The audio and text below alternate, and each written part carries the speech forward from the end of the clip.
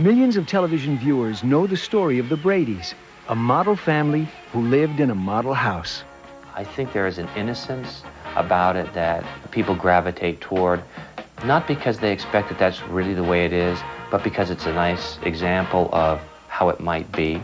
But most people don't know the true story behind the Brady myth. Television's perfect family was portrayed by imperfect actors, real people with real lives and real problems. I mean, I've gone through my cycles with it, my hatred of it being this burden, and my coming to grips that it wasn't going to go away, so deal. The Brady Bunch show itself never made it into the Nielsen Top 10 during its original network run, but the sitcom became a monster hit in syndication. I think at that time they figured 5 years, that was a long run. Little did they know we'd be coming back. In the next 2 hours, we will go behind the pristine suburban facade of the Brady home to show you the all-too-human side of the actors who portrayed the Brady family. You will hear how Robert Reed was forced to hide his true sexuality behind his role as America's favorite father.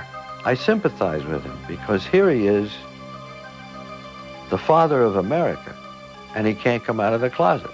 And you'll learn about the ugly 5-year battle he waged on the set with creator Sherwood Schwartz. It was just a series of knockdown, drag-out fights. Cast members will reveal how greed drove a wedge between the kids. It could have gone other places if we hadn't had this breakup, this division. And you will learn how all the actors struggled with being branded a Brady for life. Being a former Brady and trying to do anything in the industry was extremely uncool. And there was not really any respect for us. It was simply a nice job, and I enjoyed it. That went on and on and on. We will tell this remarkable story through classic clips, personal photographs, and behind-the-scenes home movies taken while the show was being filmed. I think the Brady Bunch will outlive the individuals who played the Bradys. I think it will live for generations. This is the story of a close television family who became larger than life and whose stars were forever left to deal with the consequences of their fame. This is the story of the Brady Bunch, the true Hollywood story.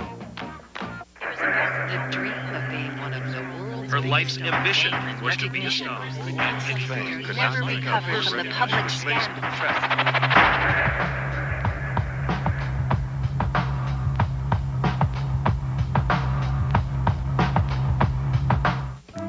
In many ways, the Brady Bunch was ahead of its time when the series debuted in 1969. Critics routinely blasted the sitcom for saccharine storylines, but the show was one of the first on television to feature a family made up of kids from different marriages. Executive producer Sherwood Schwartz came up with the idea after reading a story in the Los Angeles Times in 1965. According to the article, nearly 1/3 of all American families included one or more children from a previous marriage. The statistics startled Schwartz, who grew up in a traditional family and had a wife and 4 kids of his own. It was an immediate show in my head. Immediate. I mean, my fear was that every writer would look at that little article and realize that a sociological phenomenon was occurring in the United States. Schwartz was something of a sitcom savant. He started writing for Bob Hope in 1939, and later worked with such comedic legends as Ozzie and Harriet Nelson and Red Skelton. Schwartz hit pay dirt in 1963 when he created Gilligan's Island, but turning his concept about blending 2 families into a 30-minute sitcom needed a delicate touch. John Rich, who directed Gilligan's Island, believes Sherwood was up to the challenge. His approach is pure. You know, he's a wonderful innocent in that sense, because he feels this way about family values and so on, and I think it touches a nerve in the country. A few months after reading the newspaper article, Schwartz wrote a pilot episode about the marriage of a widower with 3 boys and a divorcee with 3 girls. Schwartz titled the script, Yours and Mine. All 3 networks were interested, but asked for plot changes. NBC wanted to cut a scene in which the kids go along on their parents' honeymoon. CBS didn't want an immediate marriage at all, but a long courtship. And ABC wanted the script stretched from 30 minutes to 2 hours. Schwartz politely said no to each request. Then in 1968, a movie with a similar name and premise hit the big screen. I'm glad I have 10 children. And I'm glad I have my 8. And I'm glad I'm careful. People kept staring as if they thought we were crazy. They didn't get any argument from me. Yours, Mine, and Ours was a critical and box office success and prompted a change of heart at one network. The movie had done my pilot for me. So ABC called me and said, hey, okay, we'll do it your way. ABC wanted to change the title of the sitcom from Yours and Mine so audiences wouldn't confuse the television show with the movie. Dozens of ideas were considered before the Brady Bunch was chosen. Selecting a title was easy compared to the arduous task that followed. The script called for 9 principal actors, including a husband and wife, their 6 kids, and a housekeeper. Casting took an exhausting 3 months. The kids were the first to be cast. More than 1,000 boys and girls showed up for an open audition in Los Angeles in the summer of 1968. Barry Williams and Eve Plum were 2 of the many hopefuls. I remember going on what was known as a cattle call. I don't know if they still have them. They essentially had a sound stage, and they had, just reams and tons of children, grouped into age groups and hair color groups. Blondes over here, reds over here, redheads, girls and boys of both hair colors. They had kept everyone out on the street, and then they would allow a certain number of people into the office, and finally you whittled your way into meeting Sherwood Schwartz. The handful of kids who did get asked back had to audition several times. Their parents were also subjected to lengthy interviews. Schwartz's only easy decision involved filling the part of the youngest daughter, Cindy. He was instantly taken by a blonde, blue-eyed little girl in pigtails named Susan Olsen. She said, I was on episode of Gunsmoke. I said, how did that work out? And she said, well, I was on this horse, and he got frightened by a snake, and I didn't have to go any further. I did know that I was the first one picked because I have a mother who always told me everything she knew. She always figured I was grown up enough to handle any information. And she had heard from my agent that I had the part. Schwartz decided the audience would have an easier time distinguishing the kids if the boys had the same hair color as their father and the girls the same as their mother. Comedic actress Joyce Bulifant, a blonde, was cast as the mother, Carol Brady. I went in to read, and then they said, "You're Mrs. Brady, and we'll cast the children according to you." So I went in with the children, and they would put them next to me to see if the girls looked like me, which they did. and then I interviewed with the different men. To play opposite Bulifant, Schwartz wanted a brown-haired actor for the part of Mike Brady. He favored a then little-known actor named Gene Hackman. Douglas S. Kramer was the head of television production at Paramount, where the pilot was shot. Kramer preferred an up-and-coming leading man named Robert Reed. Reed earned praise several years earlier for his portrayal of a young lawyer on the NBC drama The Defenders. I had tested Bob Reed for Barefoot in the Park. It was a half-hour pilot that we were shooting at that point, based on the successful movie. And I showed Sherwood Bob's test, and he said, "That's not what I'm looking for." But Reed was exactly what Kramer was looking for. Kramer convinced Reed to meet with Schwartz. Sherwood gave me the plot of it, and it sounded wonderful. He put it together with statistics of broken families and so forth. I said, it's going to be comedic, but not, it's going to be lifelike. Well, then I got the script of it, and it was one gag line to another. And I thought, I don't think this has much of a chance, but they tell me I can either do this or Mission Impossible, do a segment. So anyway, I did this.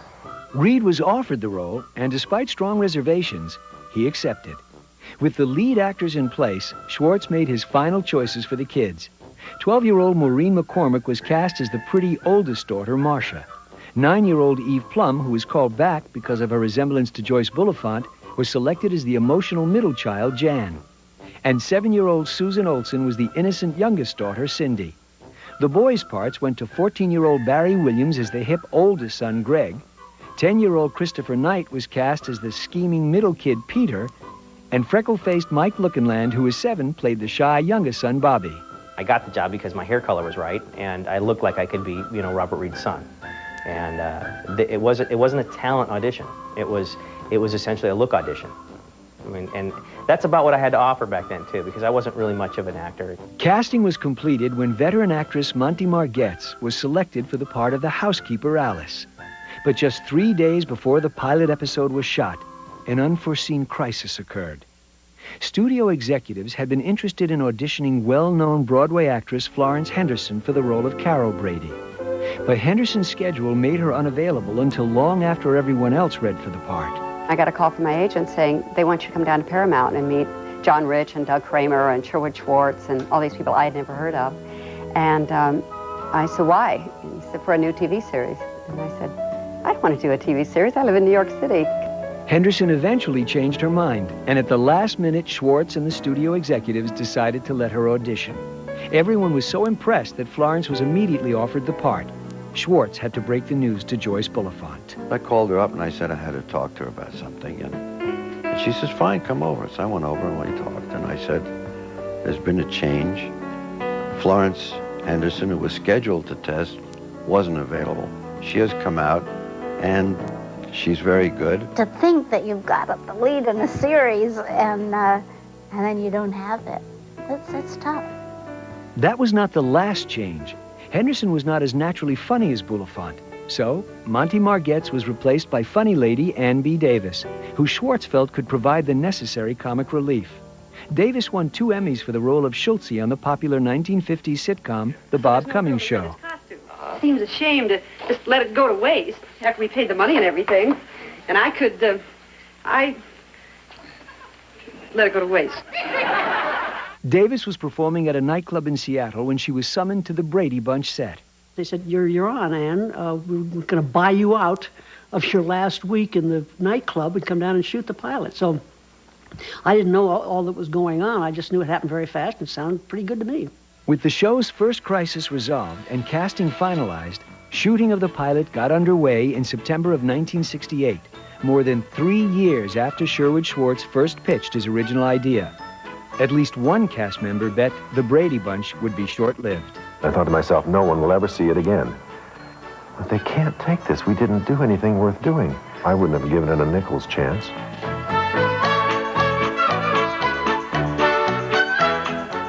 Coming up on the E! True Hollywood Story, Mr. Brady threatens to walk out on his family. And there were a number of times he came to my office and just said, I got to get out of this, and how did you ever talk me into it? And later, rebelling against the squeaky clean Brady image. I resented the fact that we didn't get into trouble on the show, and I thought it too was bland and with toes.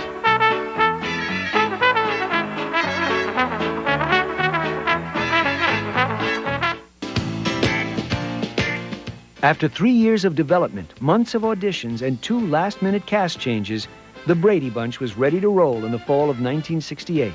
But was anyone, including the network brass, interested in the wholesome sitcom? I got on the plane to take the pilot into New York, and I was very depressed. I didn't think I had that big of a shot at selling it.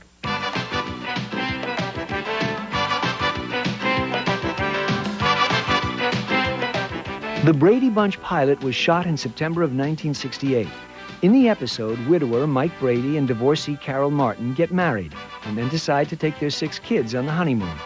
Production of the pilot was not without problems. Specifically, there was a lack of chemistry between newlyweds Mike and Carol Brady. It was a scene where we were supposed to be, very lovey-dovey and kissing, and we'd rehearsed it, and it was fine. And then when we got ready to shoot it, Bob started complaining about something, and all of a sudden, that was the moment that I knew that Bob was very nervous about the love scene. She came over to me and she said to me, how well do you know this guy? I said, I don't know. He did a good test with you, and he's Mr. Brady. I said, why? And she said, he ain't straight. I said, what do you mean he ain't straight? I said, I really think you should back off, because I think Bob's gay, and he's having a problem with this scene. I said, let me handle it. And they did, and we got the scene, and that's the way it was from then on. Reed never discussed his sexuality with anyone connected to the show, not even his strongest supporter, Paramount Vice President Douglas S. Kramer. I think it was something everybody was a little nervous about, because in the 60s, even today, putting a family show on with a gay father is something, as an actor, you don't know what could happen in terms of the press. I think would give advertisers and networks a certain degree of nervousness. I was aware that he had a different lifestyle, But that wasn't something that he brought into the set, and it wasn't something that he brought into the relationship. It wasn't something that he brought into his professional world. Reed's personal lifestyle didn't figure to be an issue, since no one at the studio expected the Brady Bunch to get picked up as a series. The general feeling was that we hadn't quite caught it, that there was a flatness to it, and while some of the cast was terrific, that it was never going to work, that it was a little dated and a little old-fashioned, played a little 50-ish in terms of Leave It to Beaver time. Several months after the pilot was shot, however, ABC was languishing in third place. The network desperately needed new programming. Executives decided to put the Brady Bunch on the fall schedule and ordered 13 additional episodes. Filming began on the Paramount backlot in the summer of 1969. Meanwhile, Sherwood Schwartz put the finishing touches on what became the show's signature opening. I believe that close-ups are what television is all about. How do you get 9 close-ups? So I was just in my office doodling around, and I came up with this checkerboard. The checkerboard was unveiled when the Brady Bunch made its network debut on Friday, September 26, 1969. But the results were not encouraging, with mediocre ratings and abysmal reviews. We got a lousy review of our pilot that said, and as the 6 children troop up the stairs to follow their parents on their honeymoon, we hope that they never come down again. It got to be funny after a while. I mean, everything was really bad. It was like the Brady Bunch. And you think, oh, come off it. It's not that bad, for pity's sake. It's an easy kind of show for critics to beat up on. Shows that really play not so much to a family audience, but to a kid audience, because the kids were really the stars of this show. They had most of the best lines, and in that regards, critics usually look at that kind of stuff and they kick it in the teeth. The criticism didn't deter Schwartz, who received poor reviews for Gilligan's Island, nor did it cloud his vision for the show. Schwartz wanted the Brady Bunch to focus on how an unconventional family dealt with the most conventional problems, without including any of the sex and violence that had started to dot the television landscape. It's a show without explosions, it's a show without drugs, it's a show without rapes, it's a show about nice, decent, normal people. You really had to accept his philosophy and then try to tweak it wherever you could and find ways of having it not be so molasses and cotton candy. No Brady used a foul word. Carol never discussed her divorce, and spankings were out of the question. Only occasionally did any of the kids even acknowledge they were part of a blended family. The Brady Bunch's lack of realism, however, didn't bother its core audience. By the middle of the first season, large numbers of young viewers tuned in Friday nights to see what the Bradys were wearing and what they were saying. They've always wanted us to say groovy, and we were just completely embarrassed to say that, because even though it wasn't a thing to say, it was being made to say, it was sort of, putting too fine a point on it. I didn't think that we were dressed cool. And there was actually some concern about not dressing us too timely. I don't know. That was the excuse they gave us. I said, why can't we wear tank shirts? And they said, because this show will probably go into syndication and those won't be in style anymore. Like the striped pants were, As silly as the clothes seemed, some thought the episodes were even sillier. But in fact, many plots were taken directly from the creator's family life. Schwartz's daughter Hope was an especially good source of ideas. Things would happen at school, and I would come home and share the day's news, and then it would end up as a storyline, in an episode. Mike Brady would come in and say pumpkin and talk like that, and I remembered like 3 weeks before my dad doing that and thinking, I don't want my life out there. I mean, this is my life, and that was kind of surreal. Schwartz's son Lloyd worked on the show as a producer. He frequently found himself defending his father. One of the criticisms of the show was levied is, that's not real life. Well, it was my real life, and so I have a tough time with that criticism, because that's the way my parents would talk to me. We didn't have coming from different families, but we had a housekeeper and that kind of thing, and we related that same way. ABC committed to a full season, ordering 11 more episodes of The Brady Bunch in the winter of 1969. That was good news to the cast, who had quickly grown fond of each other.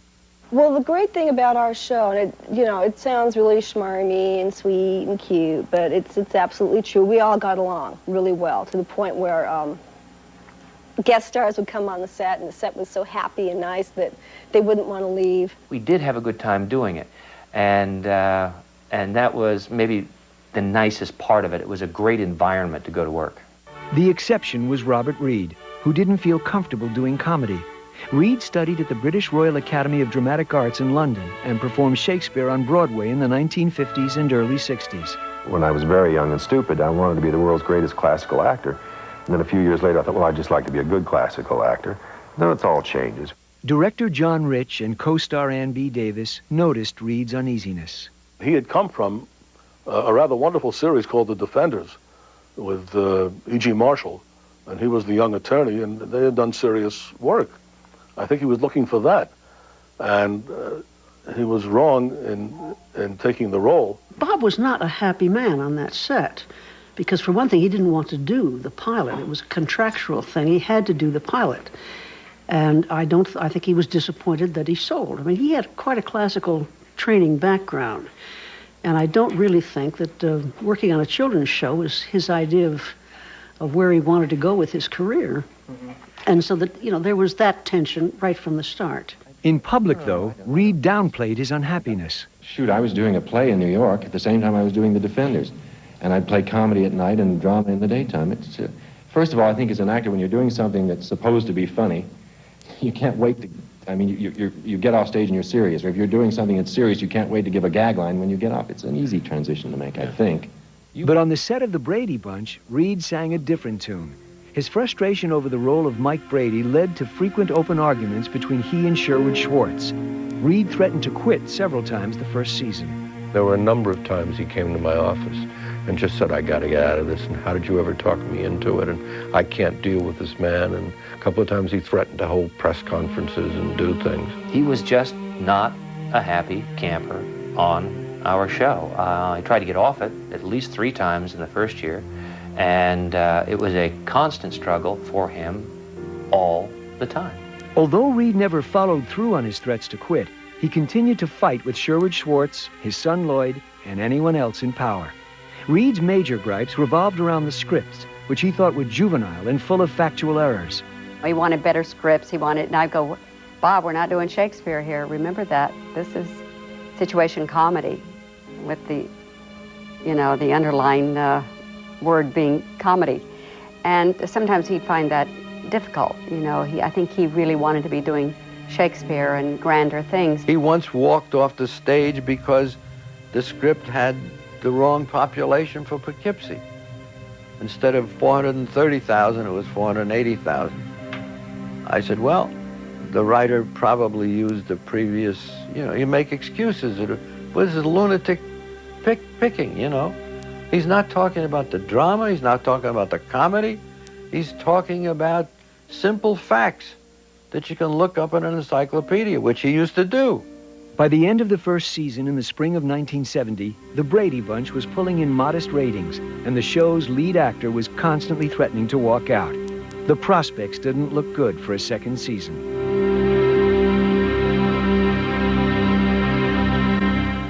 Coming up on the E! True Hollywood Story, success threatens to spoil the Brady kids. I think the intention was to actually take the ownership of the show away from Sherwood Schwartz. And later, a variety hour proves not to be the spice of life. It luckily didn't last for me too long, or I would have probably killed myself.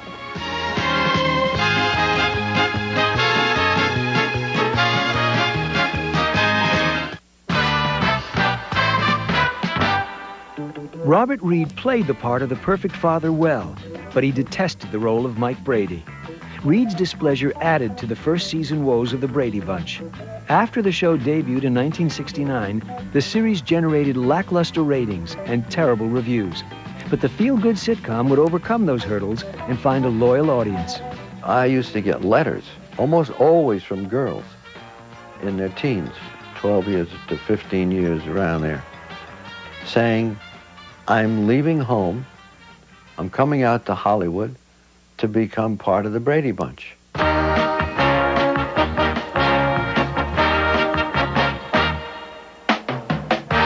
The Brady Bunch was not a breakaway hit its first season in 1969 and 1970, rating in the middle of the pack among primetime shows. Even the sitcom's creator worried about the fate of the series. We were not an immediate success. The show was okay, but that's all it was. And then there was a question about a pickup for a second year. In fact, I was in Africa, in Nairobi, when I got a telegram saying congratulations, are picked up, because there was doubt. Adult viewers stayed away, but kids loved the Brady Bunch. ABC decided to bolster the Friday night lineup to take advantage of that young audience. In the fall of 1970, the Brady Bunch kicked off the evening's primetime schedule, followed by Nanny and the Professor, The Partridge Family, That Girl, and Love American Style. Fridays on ABC became a must-see TV night for millions of youngsters, including Diane Robina.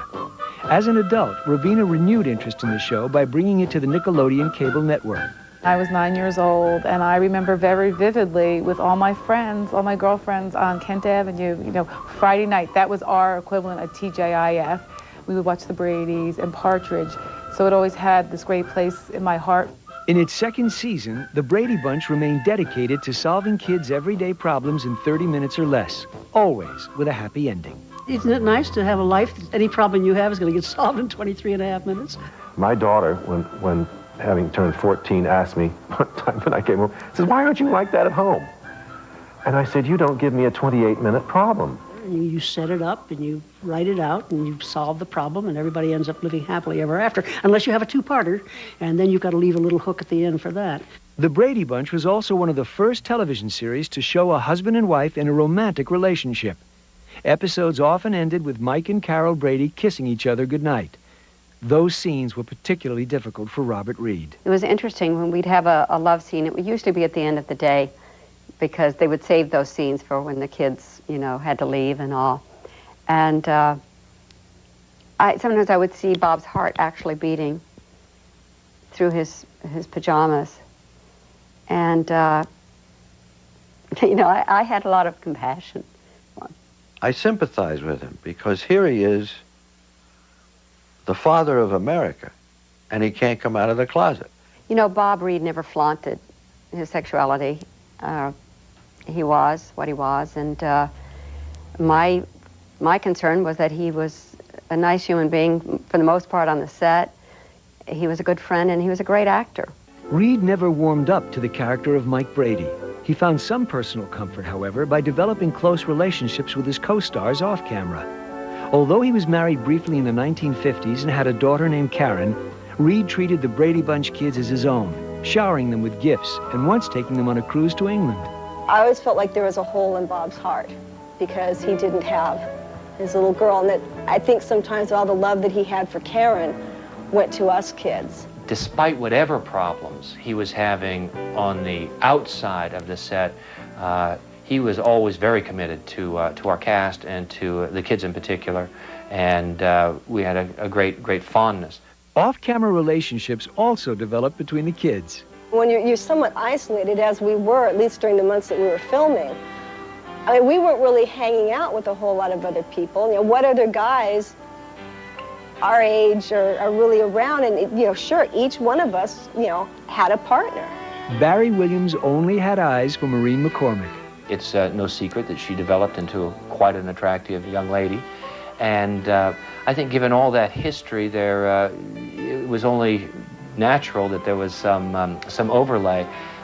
Keep in mind, too, we were teenagers. And teenagers have a certain enthusiasm or hormonal charge that kicks in, and it's fair to say that it did throughout most of the filming. Eve Plum spent years chasing Christopher Knight. I had a big crush on him, and like my mother said, well, it's proximity, dear. I wasn't around any other boys. I was around him, 90% of the time, and he was the one that was closest in age. So I think that it was probably perfectly natural for me to have a crush on him. Eve had a romantic interest, I guess, in me for a long time, and but she has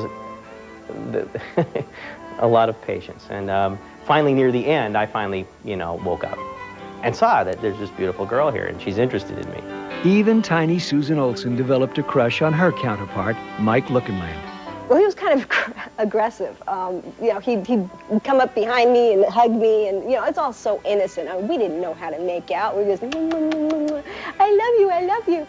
And he was the first little boy that would, you know, grab me and kiss me, and I thought, that's okay. You know, I don't mind that. Of course, it didn't last long because Michael's eye wandered, and Eve was developing. I wasn't, so I lost him. The adolescent hormones occasionally created problems.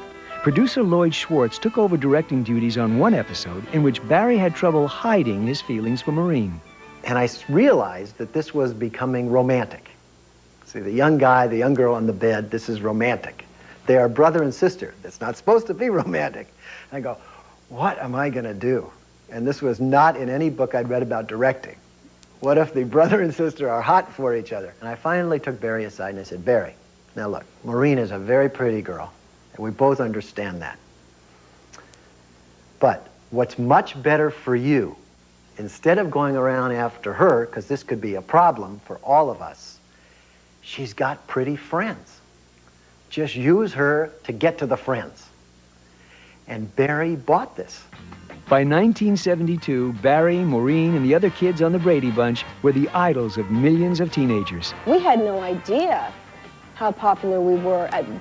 There was a mall in San Jose where they had to call the architects out because they were concerned that the rafters were going to break. There were so many people there.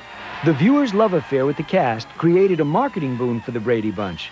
By the sitcom's third season in 1972, there were coloring books, paper dolls, games, and lunchboxes featuring the show's characters. That same year, ABC also premiered a Saturday morning cartoon called The Brady Kids. And when Barry Williams and some of the other cast members showed an interest in music, yet another business venture was explored. We had the Osmond brothers and the Jackson Five and the DeFranco family, and there were probably a couple of other groups that were out and about and making records. Oh, the Partridge Family, and that looked good. It sure looked good to me. It looked good enough to the show's producers that the Brady Bunch Kids, the musical group, made their debut during an episode in the third season in 1972. Later that year, the group cut a pair of albums, Meet the Brady Bunch and Merry Christmas from the Brady Bunch. But Paramount took a large share of the revenue from these projects, so the group decided to strike out on its own.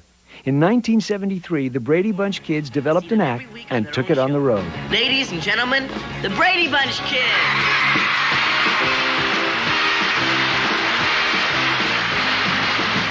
That's a good job in the city. Working for the man in the night and day. And I never lost for being in the streets and worrying about the way things might. So it was this concept of, hey, look at this great franchise we're missing out on. We'll get these kids to sing and dance. We'll take them on the road. We'll make $1 million. First we had to sing and dance. So first we had to learn how to do all of that. We were just hoofing it and trying to make a buck. It was embarrassing because I couldn't do solos, so it was obviously absent from any of the shows we were doing. Anything in live, you know, might as well turn my mic off. It would ruin what was already up there. Singing mostly classic rock songs such as Proud Mary and Rock Around the Clock, the Brady Bunch Kids, chaperoned by their parents, crisscrossed the country in the spring and summer of 1973. The group hired veteran choreographer Joe Sider to spruce up their act. They worked really, really hard. It was something that they weren't used to doing. They played at concert halls, state fairs, and theme parks from Atlanta to Philadelphia to Portland. Everywhere they went, the Brady Kids were greeted with enthusiasm. The reception resulted in the group hiring a manager to orchestrate its affairs. The manager promised to make them all rich. He wanted to manage everyone. He wanted to be everybody's agent and was, you know, throwing his weight around and wanted to make a lot of promises about how, you know, I'll make you $1 million and we'll, you know, go in there and, you know, tell Sherwood what to do. A revolt soon followed. Maybe we needed somebody in there to look out for us. But it evolved into this situation where I think the intention was to actually take the ownership of the show away from Sherwood Schwartz. You know, kids, their heads get filled with stuff. You know, you should be a big star, you should be doing this, you should be doing this, I'm going to make you much more money. And, you know, it's that siren song of, you know, great fortune. Greed threatened to destroy the very show that made the kids famous.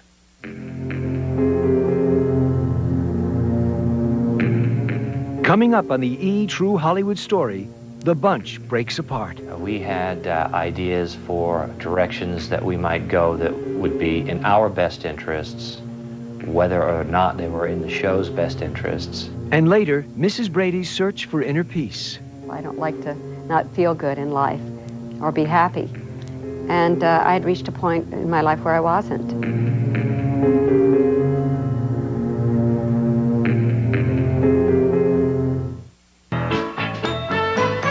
By the third season in 1972, the Brady Bunch defied the critics by cracking the Nielsen Top 20 and anchoring ABC's Friday night schedule.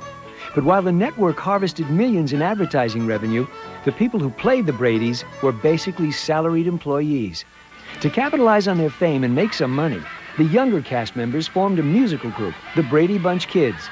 On stage, it was a cheerful revue, but backstage, no one was singing a happy tune.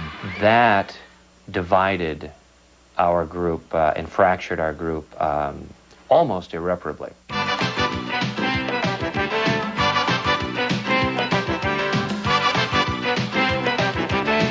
As the Brady Bunch built a following in the early 1970s, ABC put more money into the show.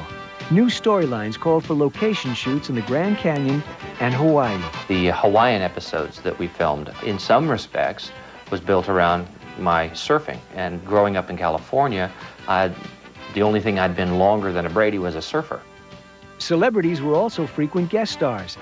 Bobby tossed a football with NFL great Joe Namath. Greg received pitching tips from National League All-Star Don Drysdale.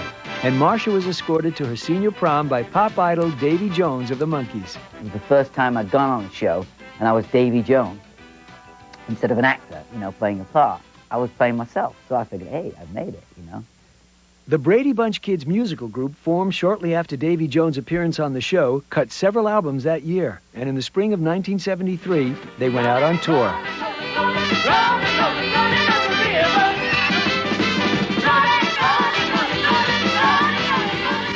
The act unraveled, though, when the group demanded that some of their musical numbers be worked into future episodes of the Brady Bunch. They also asked for more money. The Brady kids were feeling their oats, and we had ideas for directions that we might go that would be in our best interests, whether or not they were in the show's best interests, or whether or not they were following Sherwood's wishes. Executive producer Sherwood Schwartz balked at the demands, incensed by the greedy actions of his young cast. They signed certain contracts. I said, I signed a contract. When the rating goes up, I don't run to Paramount and say, hey, the rating went up, I want a raise. I said, when I sign something, I sign.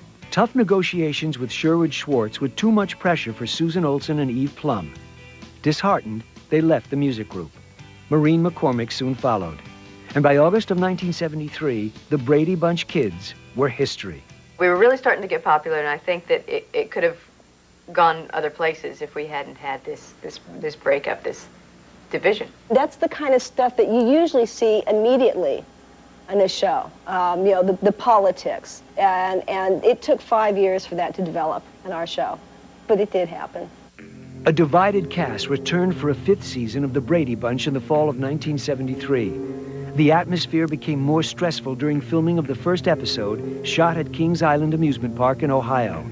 Anxious fans overwhelmed the cast at both the park and their hotel. They had no security, and so we had people looking in our rooms, following us to our rooms, hanging out in the lobby. I don't know, I'm a very private person. That's really a lousy feeling. Tensions continued to linger after the Kings Island fiasco. While the country was mired in the Vietnam War and social change was sweeping the land, the Bradys lived in a time warp. The actors grew increasingly frustrated at what they considered outdated dialogue and storylines. I resented the fact that we didn't get into trouble on the show, and I thought it too was bland and milquetoast and non-representative of a child's life back then. I became more aware that Cindy was supposed to be very adorable and very cute when I started to grow up, and I was very aware that I wasn't as adorable, and I wasn't as cute, and I was getting more and more and more awkward, and the scripts weren't really changing. I sometimes felt very frustrated that we were, couldn't act more normal as parents, raise our voices and show the frustration and you know, all that you go through, the angst as a parent. It was all very kind of glossed over. Viewers also started to tire of the wholesome shtick. NBC put Sanford and Son opposite the Brady Bunch in the fall of 1973, and the urban comedy starring Red Fox regularly won the time slot. ABC became desperate. I thought that the network was making some inappropriate additions to our show. I think we added a cousin in there that didn't really fit into the mold of our show. Robbie Rist appeared in 6 episodes as Carol Brady's nephew, Cousin Oliver, but the adorable 9-year-old actor didn't impact the ratings. Creator Sherwood Schwartz still hoped the Brady Bunch would be renewed for a 6th season, but he too had grown weary. Schwartz was especially tired of fighting over creative differences with Robert Reed. Bob and Sherwood were both like 2 little umpires on a little league team, and they were both absolutely convinced they were right. It was just a series of knockdown, drag-out fights. The duo saved their biggest battle for last. They quarreled during rehearsal for the final episode of the 5th season. Reed thought the script about Bobby selling miracle hair tonic was so far-fetched that he refused to say his lines. Schwartz responded by writing him out of the episode, but a belligerent Reed refused to leave the set. He won't go to his dressing room. He insists on staying on the stage. And so Paramount said to me, we will send 2 guards down and carry him off the stage if that's the only way to get him off the stage. I said, no way. Not in front of those kids.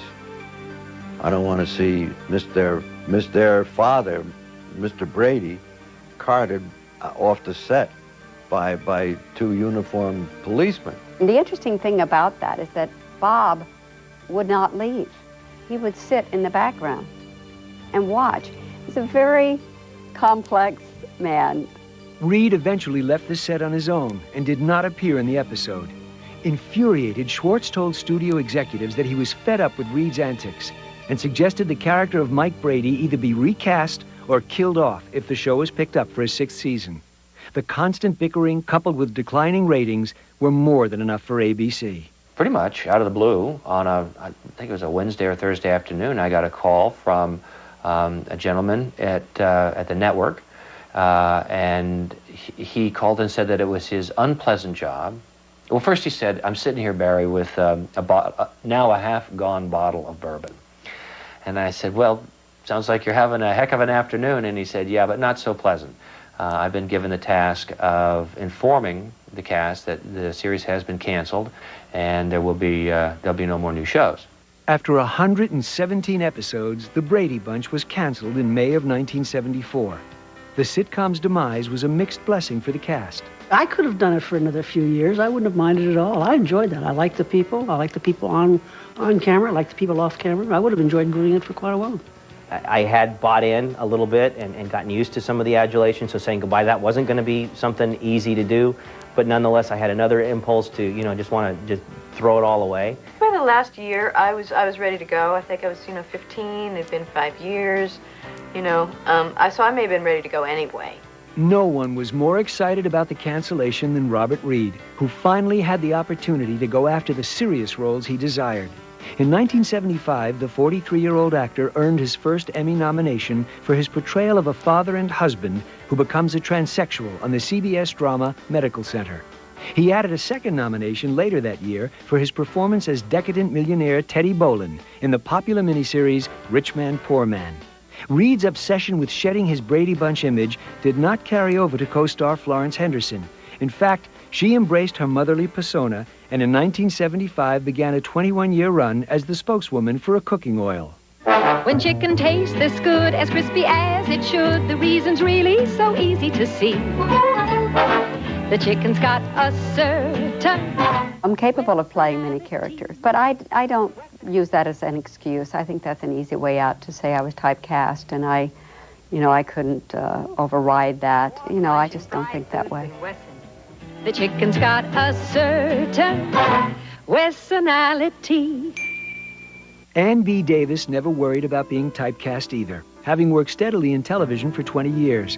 But when the Brady Bunch went off the air, the 50-year-old comedic actress found few desirable roles. Davis became so disillusioned that she decided to make a complete change. I a whole bunch of years there. I'd lived in Los Angeles. I'd worked in the business. I knew what it was like. I'd had playtime. I'd gone to premieres and, you know, all this kind of stuff that one gets caught up in. And it wasn't all that much fun, frankly. And so that when this new life began to happen for me, I was just delighted. In 1976, Davis sold her house and moved to Denver to be part of a religious commune. She spent her time studying the Bible and working in the community, volunteering at a homeless shelter. I went down twice a week just to do the laundry. I mean, people would come in off the street, and we had showers for them, and we'd take their dirty clothes and give them clean clothes, and then wash their dirty clothes and give them to somebody else. While Davis found peace in her post-Brady Bunch days, her younger co-stars weren't having as much luck. The Brady kids were given a very chilly reception by Hollywood. Producers and casting directors did not want to hire somebody with my previous image, and I couldn't help but kind of understand that. However, I was very frustrated with the fact that I had this mold on me that I didn't think was fair. Olsen decided to wait it out and renew her acting career after the Brady Bunch had become a distant memory. The wait would be a long one.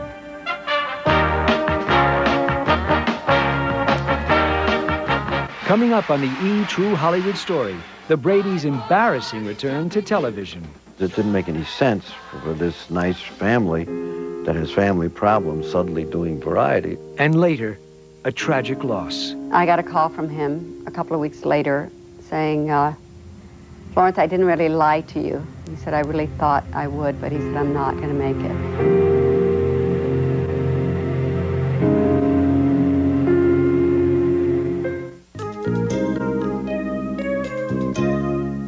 At first, the cancellation of the Brady Bunch in 1974 came as a relief for cast members tired of their goody two-shoe characters. But while some found other acting jobs right away, most had trouble shedding their Brady image. The transition wouldn't get any easier as a new generation of kids fell in love with the series. I think at that time they figured 5 years, that was a long run. Little did they know we'd be coming back.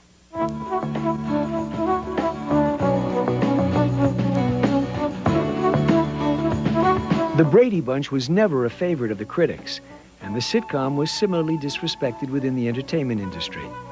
Christopher Knight and Susan Olsen experienced the disdain firsthand. Being a former Brady and trying to do anything in the industry was extremely uncool.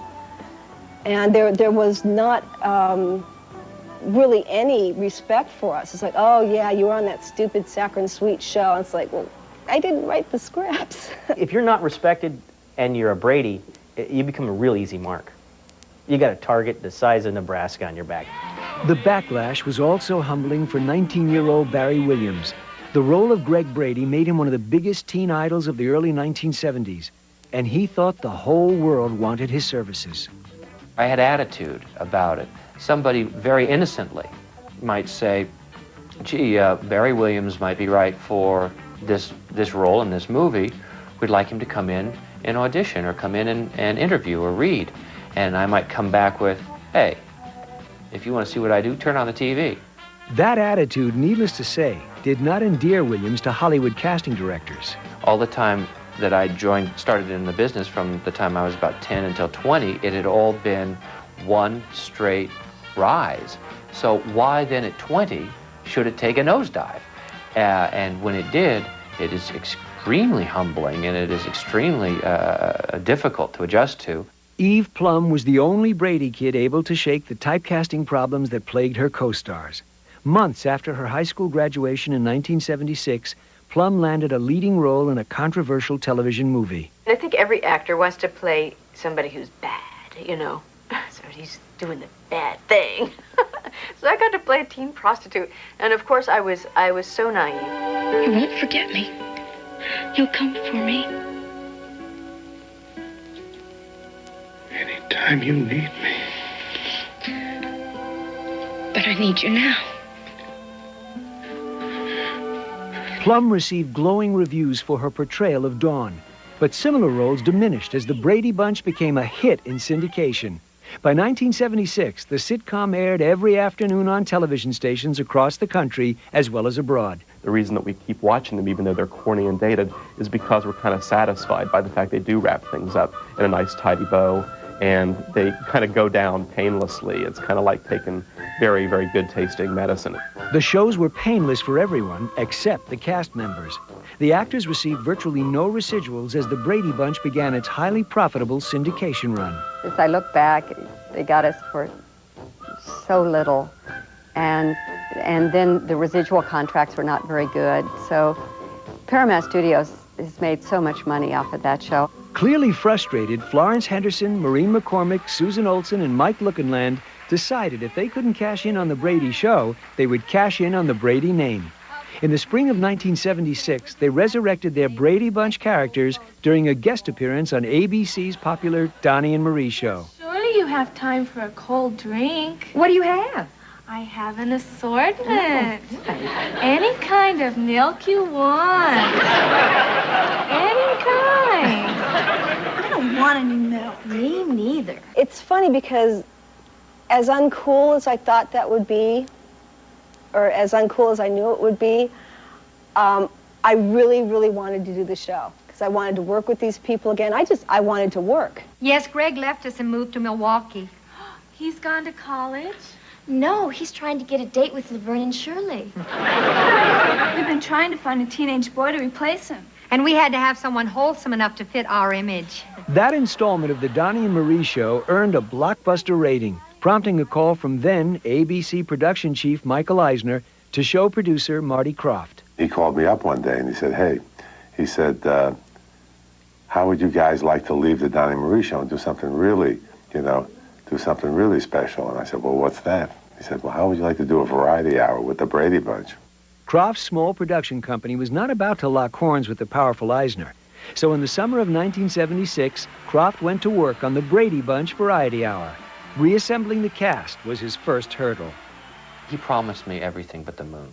I was the one with the talent. I was the one they were going to feature. It was Florence and me the whole way. And I was going to have a solo song every week, and the skits were going to be around me, and I'd have the best costumes and the biggest dressing room and the most money. I remember that negotiation. It's like, I don't sing. Well, we want you to come back nonetheless. You'll just do the wraparounds and the front and the end. And you only have to do two numbers in group at the front and the back. And we'll just have you doing a lot of the skits and the comedy stuff. Krofft's power of persuasion resulted in the signing of 8 of the 9 original cast members, including Robert Reed, who had despised his role on the Brady Bunch. Reed was excited about the opportunity to sing and dance. Eve Plum was the lone holdout. I'm not really sure why the decision was made to say no, other than I remember it was a very emphatic no thank you, and we're doing other things now, and no, it really doesn't, because everybody always wants it, come on, do one for the team, it'll be fun, let's get everybody back together and, be a team, and that doesn't seem to be the argument that's going to get me there. Unable to sign Plum, Krofft improvised by replacing her with a look-alike named Jerry Reichel. Reichel, who was referred to by fans as Fake Jan, joined the cast for rehearsals in the fall of 1976. The Brady Bunch Variety Hour featured a mixture of musical numbers and comedy sketches. New territory for everyone but Florence Henderson, who started her career as a singer on Broadway. It was very tough. They had never done this. We were trying to, show them in their best light. So it was a lot of hard work to make this show happen. For weeks, the cast worked 16-hour days in preparation for the show's premiere on Sunday, November 28, 1976. Baby face, I'm up in heaven when I'm in your fond embrace. I didn't need a show, 'cause I just fell in love with your pretty baby. You've got the cutest little baby face. You've got the cutest little. I loved variety television, but it was, usually you have very trained variety performers, and the kids weren't. Barry was on his way then. You've got the cutest little baby face. You've got... Greg, not yet. Music is my life. Even Bob wasn't very musical. He wanted to be musical more than anything, and he had 2 left feet. Look, what I really am is an architect. And my family wanted this variety show. It was their idea. I didn't want to do it. But, well, I love my family. Robert Reed worked the hardest, you know. He had trouble walking in rhythm, so he had trouble dancing in rhythm. But Robert Reed worked harder than anybody. It's going to be okay, honey. Just follow me and hurry.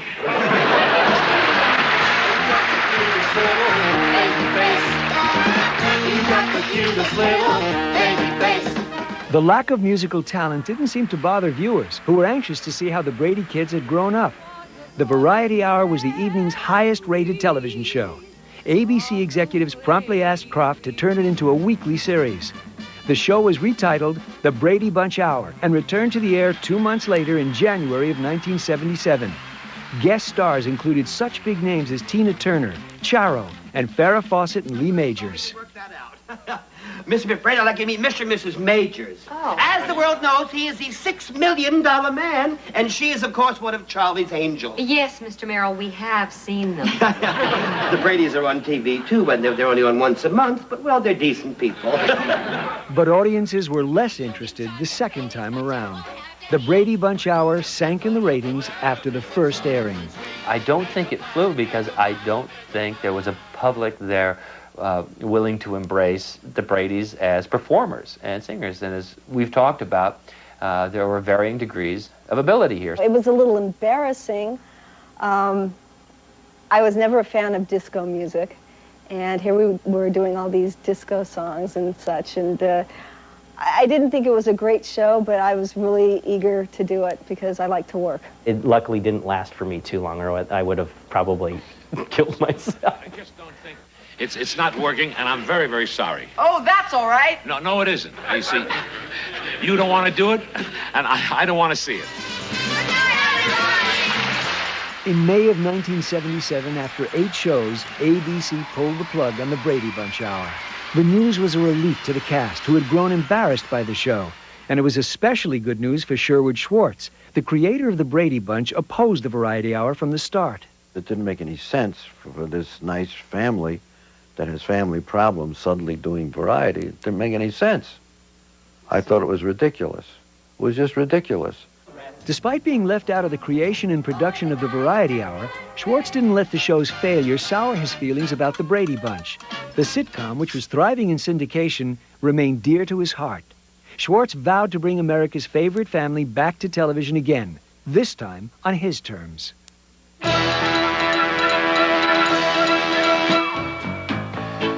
Coming up on the E! True Hollywood Story, Robert Reed's ongoing struggle as TV's most popular father. He was known to depart from the set once in a while during the middle of shooting. And later, living with the Brady legacy. So you always wonder what if.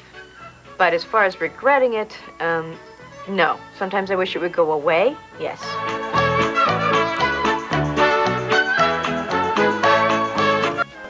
The Brady Bunch was canceled in 1974, but the sitcom found a new home in syndication and became a huge moneymaker in the process.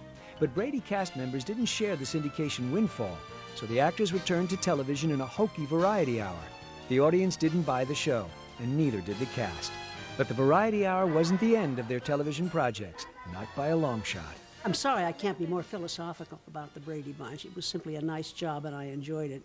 That went on and on and on and on.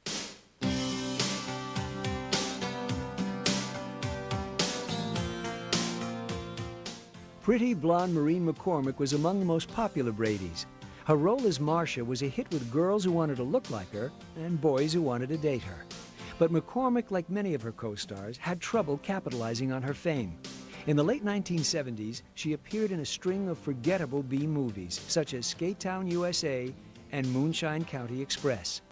To break out of the Marcia Brady mold, 24-year-old McCormick took on the role of a cocktail waitress in the 1981 low-budget movie, Texas Lightning.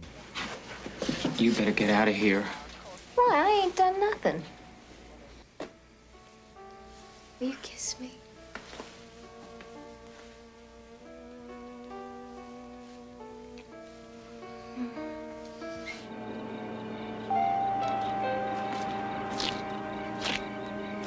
The movie did little to further McCormick's acting career. In need of work, she agreed to reprise her role as Marcia Brady in the television movie The Brady Girls Get Married. The project was the brainchild of Sherwood Schwartz, who for years had wanted to reunite the cast of the Brady Bunch. In 1981, Schwartz got the chance when NBC agreed to air the movie. The story featured the dual wedding ceremony of sisters Marcia and Jan. But there was a condition. NBC would only greenlight the project if Schwartz brought back the original cast, including Robert Reed. This was not an easy sell, since Schwartz and Reed fought so bitterly during filming of The Brady Bunch. Surprisingly, Reed agreed to participate. I think I can say that we're as close as any cast could be. First of all, we were playing a family at the time when the kids were kids, and we spent 5 years at it, watched them grow. We spent more time together than we did with our own families, and we liked each other. Eve Plum, who declined to take part in the Brady Bunch Variety Hour 4 years earlier, also appeared in the movie. They managed to come up with some money. And you know, it's like you say no and they keep they keep adding money. And it's not like it's $1 billion, but at the time, when you're not doing anything and somebody calls up and says, would you do this for this money? You know? It gets hard to say no. The Brady Girls Get Married was a ratings winner, and NBC responded by ordering a spin-off series called The Brady Brides. The half-hour sitcom featured Marcia, Jan, and their new husbands all sharing a house, with Florence Henderson reprising her role of Carol Brady. The show debuted as a mid-season replacement in February of 1981. Jerry Hauser played Marcia's husband, Wally. So the premise of the Brady Brides was that neither could afford a house because it's too expensive, so the two couples move in together. Marcia and Wally are kind of wild and free and fun and sleep in the nude, and Jan and Philip are kind of uptight and straight, and the wild, wacky problems that happen from there. Despite respectable ratings and reviews, the series was not renewed after completing its original run in April of 1981. The end of The Brady Brides marked the beginning of a difficult period for the family's matriarch, Florence Henderson. In 1984, Henderson filed for divorce from husband Ira Bernstein after 28 years of marriage. The couple had 4 children. I don't like to not feel good in life or be happy. And I had reached a point in my life where I wasn't. It was during this time that the usually unflappable actress had to stop performing after developing a fear of being on stage. To deal with her problem, the 51-year-old Henderson underwent hypnosis at a Los Angeles clinic. What I'm going to do is ask you to open your eyes, and I want you to look directly at me. Now. Okay, that's fine. The unorthodox treatment worked. In 1985, a rejuvenated Henderson returned to work as hostess of her own television show, Country Kitchen, on the Nashville network. When Bob and I did the Brady Bunch for 4 or 5 years, not to mention all the variety hours we did and the Brady Brides getting married, one time, do you remember when we switched roles? Your job was a lot easier, I thought, than mine. While Henderson put her life in order, yet another generation of young viewers was introduced to the Brady Bunch. In 1986, 12 years after ABC canceled the show, the sitcom became the highest-rated program on the TBS cable network. The show's continued success convinced creator Sherwood Schwartz the time was right for a new Brady venture. First of all, you have not only the Brady Bunch, which everybody loves, you have Christmas. You can't discount Christmas. So you put those two elements together, and you have yourself a very big rating. In 1988, CBS was struggling in the ratings and needed some Brady Christmas magic. So that fall, the cast reassembled on the Paramount lot once again. Coming back to spend this month doing 2 hours of a Brady Christmas was a little like a family reunion in a family that cares deeply for each other. And I know it sounds sappy. It is sappy, I suppose. But when we did the scene with the Christmas tree and the singing of the carols, there weren't a dry eye among us. A very Brady Christmas gave everyone involved an early present. The show was the highest-rated network program of the week and the most watched television movie of the year. I think we were all stunned by that, truly. And again, it just amazed me that people out there just loved the show. What it told me was that we had had an impact. We have had an impact in this country. Hoping for future Brady miracles, CBS picked up an option for 3 more movies. In January of 1990, weeks before the first of the movies was to air, network executives got a bright idea. The project would serve as the pilot for a new series. With all apologies to those that created the show, I had a feeling that this format would not work. The format was a 1-hour drama called The Bradys, intended to be a grown-up version of the original series. I referred to it in those days as Brady something, like 30-something. The Brady something concept didn't appeal to Maureen McCormick, the only original cast member who chose not to participate. Most of the cast who came back didn't like the format either.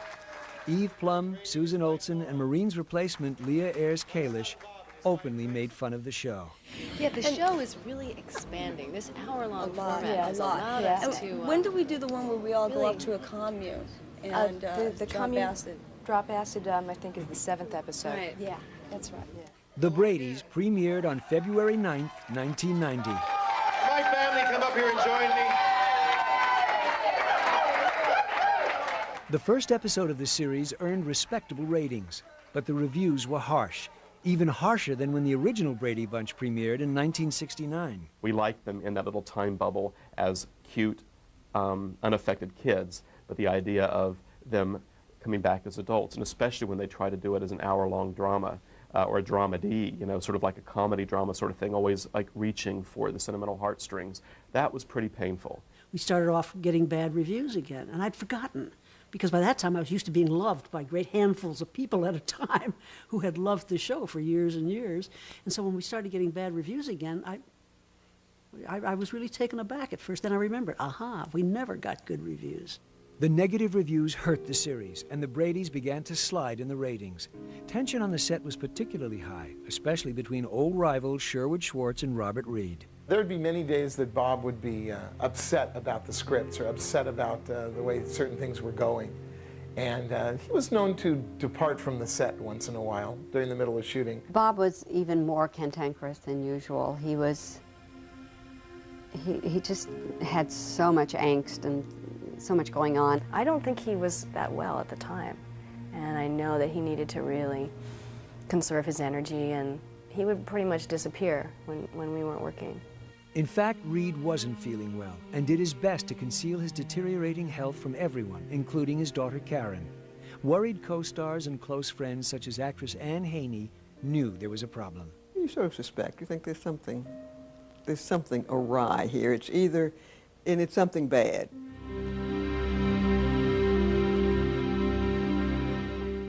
Coming up on the E! True Hollywood Story, saying goodbye to Mike Brady. He asked me to call all the kids and tell them. And so I did.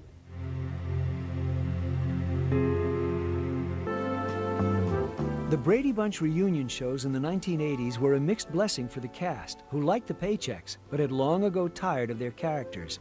That was especially true of Robert Reed.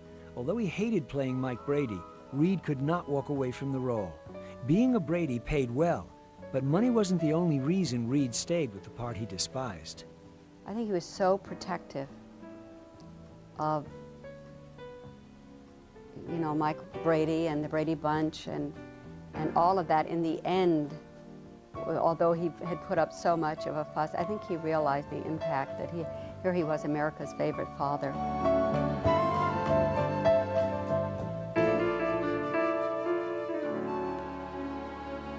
In 1990, creator Sherwood Schwartz put together a new series for the Brady family, a one-hour drama titled The Bradys.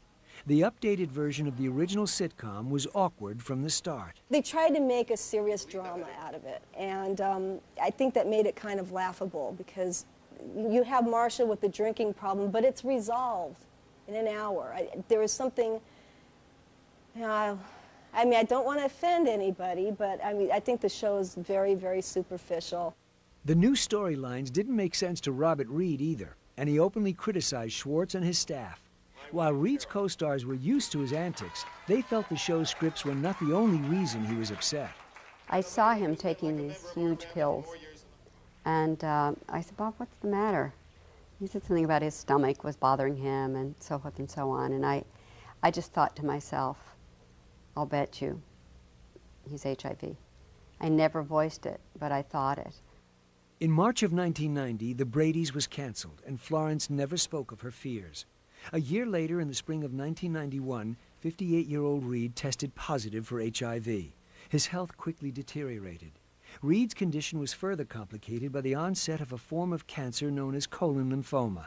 Close friend, actress Anne Haney, accompanied Reed on many of his visits to the doctor.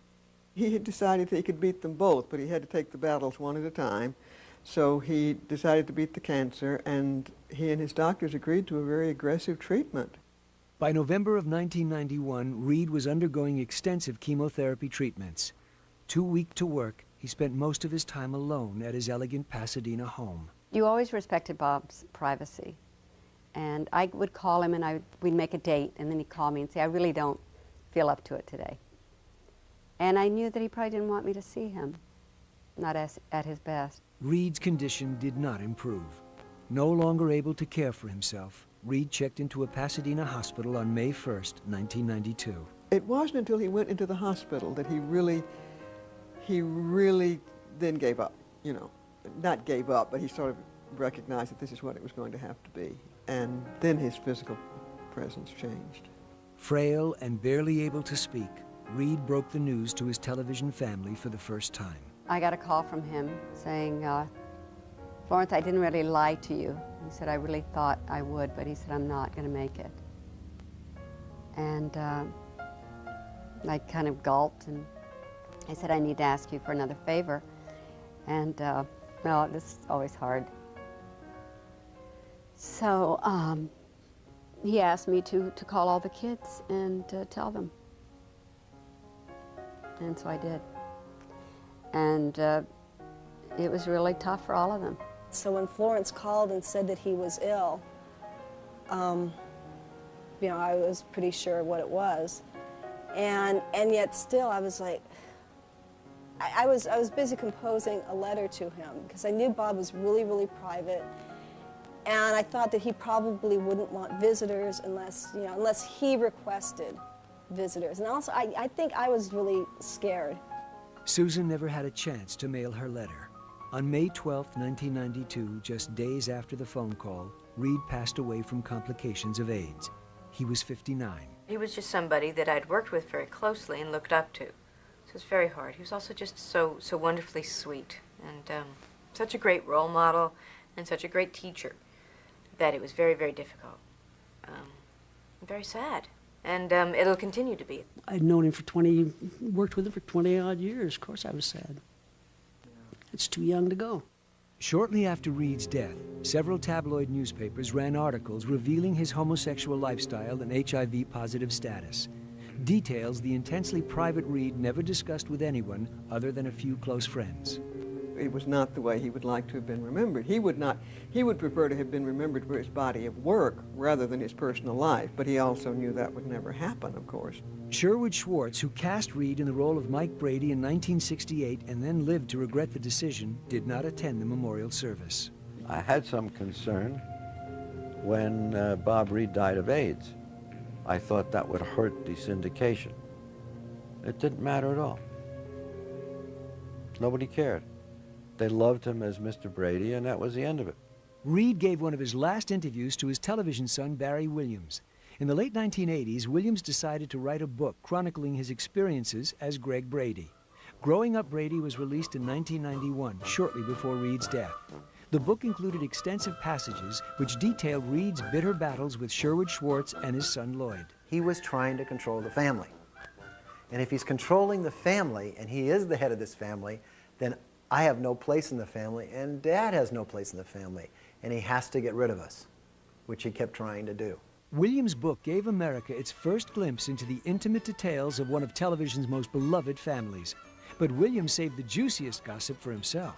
I had an infatuation with Florence the whole time we were filming the show, and there was always some innocent flirtation going back and forth. Most importantly, she didn't treat me like a kid, and I really respected that. She has a great sense of humor, and I was very responsive to that. In a now notorious chapter titled Dating Your Mom, Williams recalled how his infatuation with 36-year-old Florence Henderson eventually led to a date.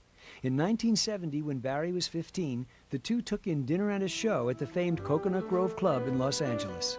The date that we went on, I think, had more expectations in my teenage and juvenile fantasy than it ever took on for her. Nonetheless, she was very kind. I think he wanted to sell a lot of books, and he did, you know, and that was okay.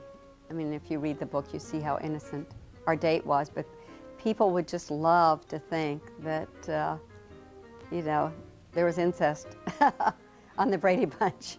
They'd love that. The revelations in growing up Brady generated a ton of press and fueled even greater interest in the television family. In 1992, the play, The Real Live Brady Bunch, recreated episodes of the original show. The amateur production drew standing room only crowds in Chicago, New York, and Los Angeles. 67, 70, 80, 90, hi! Hey, you guys! Oh, my nose! The success of The Real Live Brady Bunch caught the play's producers Faith and Jill Soloway by surprise. We just prayed that we'd get an audience, you know. And after that first week, we never made a flyer or did any kind of advertisement at all. Just word of mouth sent people down in droves to the theater to see it. With interest in the Brady Bunch at an all-time high, Sherwood and Lloyd Schwartz convinced Paramount to bring the Bradys to the big screen, complete with a new cast and an added twist. A feature film has to be in some way majestic and different than the TV show. We knew about the success, and we had seen the success of the Real Live Brady Bunch, and the satirical ability to do that, and I'd even seen it on Saturday Night Live. A satirical look at the Brady family was exactly what Paramount wanted. With a paltry $12 million budget, the Brady Bunch movie began shooting in 1994. Shelley Long signed on to play Carol Brady. I knew about the show, but I didn't know the show, so I had to really learn her character, her movements, her voice. This was a parody. This was Carol in the 90s. So this was a little bit different Carol once she's dealing with more 90s things. Uh-huh. Oh. Yeah? Well, bye. That's bad news, I'm afraid. Oh, Mike, what? The Flex Factory pulled out of the project this morning. They're not going with my design. Fans responded to the satirical stab at the Brady mystique and found the humorous take on Brady values irresistible. So I don't want to see any more frowns. We're Brady's. As a wise man once said, wherever you go, there you are. The movie ranked #1 at the box office its first 2 weeks of release in February of 1995. The film went on to gross more than $50 million in the United States, 4 times what it cost to make. The success of the Brady Bunch movie paved the way for a sequel. In 1997, the big screen release of a very Brady sequel followed the Brady family through yet another modern-day adventure. They say, at least now the Brady Bunch is over. And I say, you know, the Brady Bunch is a lot of things, but over it isn't. Brady Bunch has left the land of television. Brady Bunch has entered the land of Americana. Books, plays, and movies have not diminished interest in the original sitcom. In 1998, the Nickelodeon cable network acquired the Brady Bunch. Executive Diane Robina made the show the cornerstone of the station's primetime programming. The Brady's is a very funny show in the way of, I view it as there's a breaking point. I'm 38 years old, so anyone 38 and under, definitely we all understand the Brady's. It is part of our culture, it's part of our heritage, we get it. Anyone sort of above like 40, they don't get it. With Brady Mania entering a 4th decade, the sitcom's creators and cast ponder how long the ride will last. Years ago, people would say to me, what show is going to replace the Brady Bunch? And then I finally figured it out, and it's the Brady Bunch.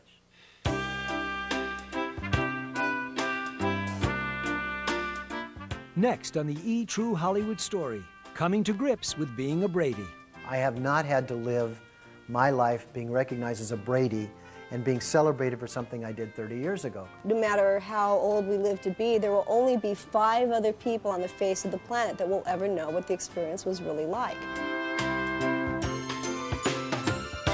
For 30 years, audiences have carried on an enduring love affair with the Brady Bunch.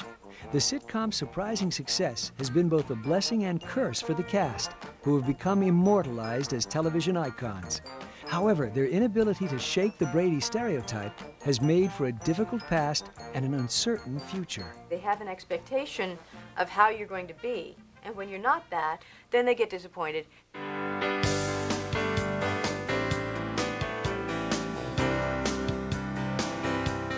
Continued popularity of the Brady Bunch has kept the show's cast in the spotlight. Mike Lookinland was only 7 years old when he was offered the role of Bobby Brady. Although Lookinland gave up on acting almost 10 years ago, he made national news in 1997 following a drunk driving arrest in Utah. Lookinland, who now works as a television cameraman, hasn't given an interview since the incident. They don't want to necessarily be tied into Brady's their whole lives, and I can understand it. I have not had to live my life being recognized as a Brady and being celebrated for something I did 30 years ago. Maureen McCormick also shies away from discussions about the Brady Bunch and declines most interview requests on the subject. The married mother of a young daughter still enjoys acting, though, and in 1998 earned favorable reviews for her portrayal of country singer Barbara Mandrell in the television movie Get to the Heart, the Barbara Mandrell story. A band, a microphone, the Jordanaires. What else does a girl need? Eve Plum has appeared in numerous television shows and movies since her Brady Bunch days. But dealing with her ongoing fame as Jan Brady has been a difficult challenge. As far as regretting it, no. Sometimes I wish it would go away, yes. You know? Somebody, you know, wish that the people just see me as I am and, you know, forget about that. But they can't necessarily. That might be asking too much. Christopher Knight struggled with his Peter Brady persona for years. In the early 1990s, Knight gave up acting and focused on his interest in computers. Today, he is a partner in a high-tech company in San Jose. Ironically, one of his first projects was a CD-ROM game based on the Brady Bunch. There was some pain on the Brady thing, but there seems to be value on this side in that I have a choice. The door might open for me, the ice might be broken a little bit easier for me. Being known as Greg Brady never bothered Barry Williams. He escaped the typecasting problems that plagued his co-stars by concentrating on a singing career.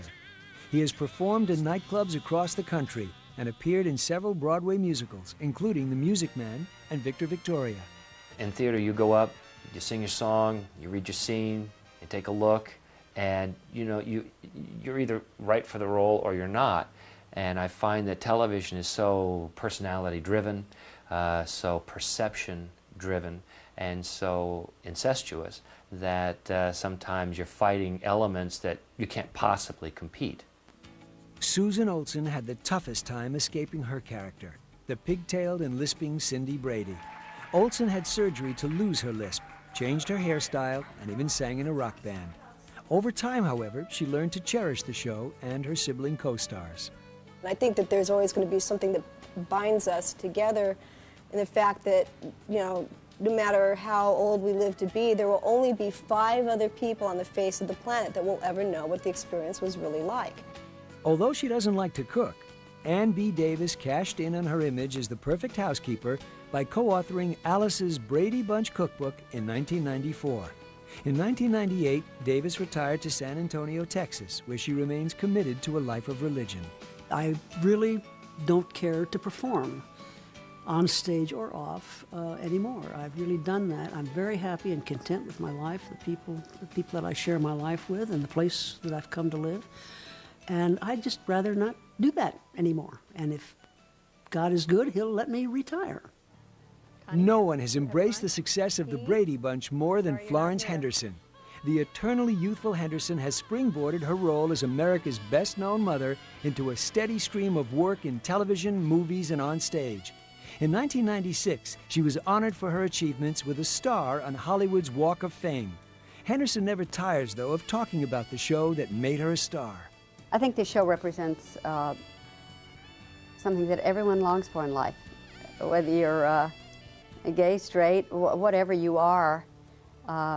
Parents long for that kind of relationship with their kids. Kids long for it with their parents. It's really a gentle, sweet show, but I don't think there's anything wrong with that. I think we obviously need something like that in our lives, and I think that's why that little show doesn't go away. Even Robert Reed ultimately came to accept the value of his role in the Brady Bunch. Generation after generation that comes along can still identify with these kids with the same problems. Yes, it's not as complex as real life, but it's not meant to be. Creator Sherwood Schwartz, who recently celebrated his 50th wedding anniversary, refuses to slow down. He and his son Lloyd are currently working on several projects involving the Bradys. Schwartz says he's only giving the people what they want. I get fan mail that is unbelievable. I mean, people love me. I hate to put it that way, but they do. They love me, not because of me. They love me because what I have given them. And I'd like to thank you in front of the whole world for giving me such a wonderful family. Singing and dancing isn't everything. Singing and dancing is my life. Say goodnight, Greg. Good night. Memories light the corners of our minds. Misty watercolored memories of the way we were. Good night. Good night.